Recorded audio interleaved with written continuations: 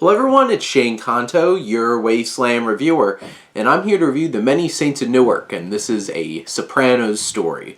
And this is from writer David Chase, who is the creator of the TV shows The Sopranos, and director Alan Taylor, who has done Terminator Genesis and Thor the Dark World, but more importantly, he was a big director on Game of Thrones, so actually had a lot of success there. And, shoots a really good, strong looking film in The Many Saints of Newark. There's a sleekness to it, really captures the look of the time because this takes place in the 60s and 70s as this is a prequel, and Taylor does a good job of doing that. What's the biggest thing about this film is it's really messy. There's a lot of different things going on here because you have your main character, Dickie Moltisanti, who is the father of Christopher from The Sopranos. And Dickie's played by Alessandro Nivola, who gives a fantastic performance weaving between unhinged anger and vulnerability and has some charm and some humor about him. And Dickie has this relationship with Harold McBriar, a.k.a. Leslie Odom Jr.'s character in this film, and they have a working relationship, but there's a lot of racial tensions in this film. It deals with race riots in Newark and all kinds of stuff like that, which is all over here while you're still trying to have this mob movie going on. But they have this faltering relationship that turns violent and leads to some really elaborate and intense kills and some shocking moments as well that are some of the more powerful moments of the film. And you have Dickie's relationship with his family, his complicated relationship with his father, played by Ray Liotta, and his trying to be budding relationship with his father's twin brother, also played by Ray Liotta, who's in prison, and his relationship with his brothers, Junior and Johnny Soprano, and you have John Bernthal, who's being John Bernthal and just great as Johnny Soprano, and Corey Stoll, who does a really good job as Junior Soprano in this film. You have the relationship with Livia Soprano, Johnny's wife, a.k.a.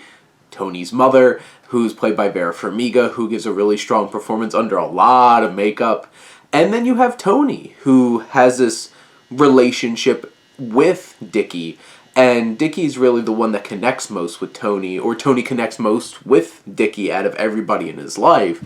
And there's a lot of complications here, and you have Michael Gandolfini playing Tony Soprano, who is the actual son of James Gandolfini, and throw in this whole entire subplot too of this young Italian woman, Sapina, who comes over to America with Ray Liotta's character. They get married, and she has the hots for Dickie as well, and there's just so many moving parts about this movie, and it feels so messy, and it never feels like it really comes together in a fully meaningful and impactful way, and narratively it's just all over the place.